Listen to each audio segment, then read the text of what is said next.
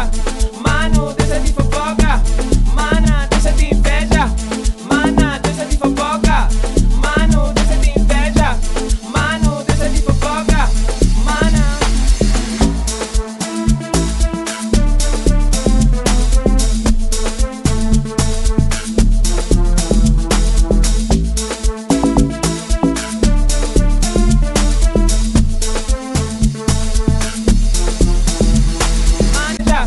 Mano, deixa de fofoca. Mana, deixa de inveja. Mana, deixa de fofoca. Mano, deixa de inveja.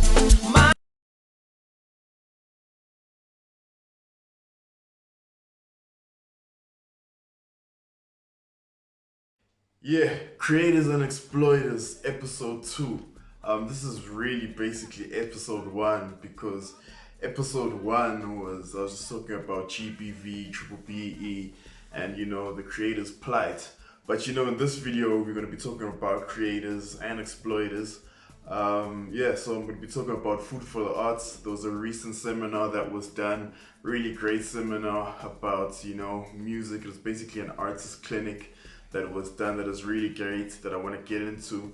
And also I want to talk about the actor's plight, issues around acting. There's a lot of things, that's energy that came out from June 16 looking at Sarafina and that movie being played and etc. So yeah, let's get into it. Yeah, Food for the Arts. So Food for the Arts is an initiative started by Worldwide Studios. This is a company founded by Levi Ndonyan. And it's really a knowledge sharing, I like to call it a movement for creatives.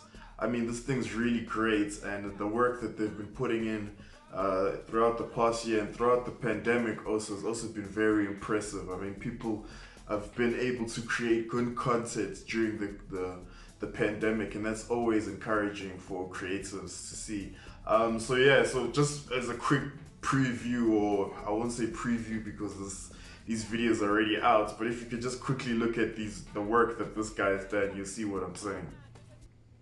He's interviewed Ishmael, the hitmaker of the song Robalitega, 1/3 of Josie, legend.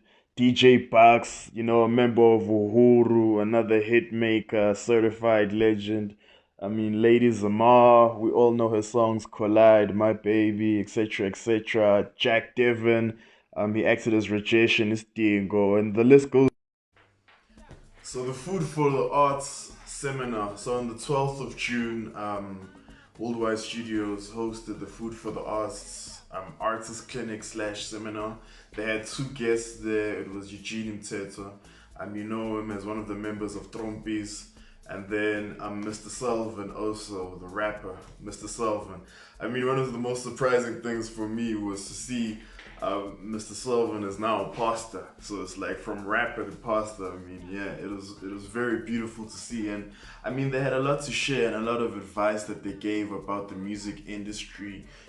How as an artist you need to tap into the business of the music industry and all those types of things. I don't want to speak too much about it, but a lot of it was also heartbreaking to hear the struggles that our old artists are going through, as far as the collecting agencies not paying them and not paying what is rightfully theirs as far as royalties and all those things, and their claims prescribing because they haven't claimed within 3 years or 5 years or whenever the prescription period is, and all those things. I mean, even from misreporting, from where you would see that they weren't even reporting the song properly, the song was written properly, so his songs, there would be like 10 different variations of the same song, and they would all be spelt wrong, and they'd all go from documented to undocumented because they were contested and spelled wrong, and who knows where all that money went. So I think it was a very good seminar just to learn about the business, the music business, how to protect yourself as an artist, because I think, as an artist, you need to pay your school fees, you need to pay your school fees, which means that you need to be exploited in order to learn. That's the only way to learn, is by being exploited. But once you figured out all the holes and all the leaks, in your business model, whatever suits you, then you're better fit to moving forward. You know, I always tell people I don't think there's one way to do it as far as signing to a label or doing it independently or signing a distribution deal, because people are different. Some people are business inclined, some people aren't. And you know, it's gonna affect your art if you aren't business inclined and you're trying to do business. So I think it was just important of understanding that, understanding the different models and then making it work for you. So yeah. My creator for the day is Worldwide Studios, Levi Ndonyan, and Food for the Arts, man. Shout out, bro.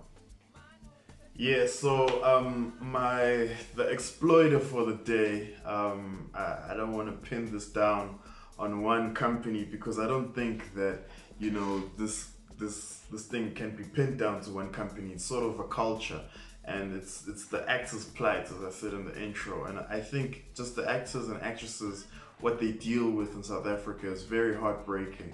And you know, it's very unfortunate that, you know, that years after protesting and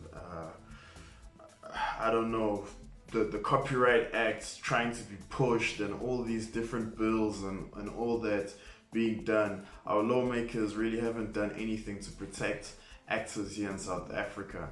And you know, the example that really strikes my mind now is in June 16, if you watch SABC, I don't know how many people do, but if you're watching SABC, Sarafina was playing. So now that's a movie that generated over approximately 800 million rand in South Africa, well, worldwide, grossed 800 million rand worldwide. So now think about that number, right? And you think about the fact that I remember David Gow stopped making movies because they couldn't break 20 mil, right? And this is a movie that has generated over 800 million. And as you know, whenever a film gets played in South Africa, people get paid, right? And if you think about it, Whoopi Goldberg, who's an American actress, got a check from that movie being played at the SAPC. However, our South African actors like Leleti Khumalo didn't get a check. You know, I'm pretty sure Somizi, there's a lot of people that are in that film, did not get a check because we don't have those rights, and our actors and actresses don't get royalties from the work that they do, which is very heartbreaking that from 800 million, the actors and actresses get nothing as far as royalties, where everywhere else, you know, they do. I mean, we're speaking about, there was a television series, the Shaka Zulu television series. The main actor was Hendrik Cele. I mean, when I think about Shaka Zulu, because I don't know if I've seen a real picture of Shaka Zulu, but I mean, the only image I recognize of Shaka Zulu is Hendrik Cele. And if you could think who Shaka Zulu was, you would think it's that guy. You know, that's how prominent, you know, that show was back in the day. That show grossed 5 billion rand worldwide. That's billion with a B. And Hendrik Cele got no residuals, got no royalty checks from that, and you know, died broke actually. And like, how can you be part of, or at least the main actor of such a prominent show, and you know, you die broke? I remember there was that actor from the Cosbys who was still living off the checks, the royalty checks that he was getting from the Cosby Show. And then when Bill Cosby got cancelled or went to prison, that's when he started working at a supermarket because he didn't have anything else other than those checks. And so now you can imagine that as an actor, you can actually live off the works that you do or the productions that you were part of. And in South Africa, there's nothing like that. So I think really this is something that we need to change. There's the Copyright Amendment Act. You know, we need to apply pressure on that for that to be enacted and promulgated and made law by the president. There's the Performers Bill, I believe. That also needs to be pushed by thing. I mean, we can still make comments on that bill up until the 5th of August, if I'm not mistaken. So I feel like we should do that, get involved, and yeah, begin to start fixing our industry so people don't get exploited like they are. Thank you so much for watching the show, and yeah, I said it, boy.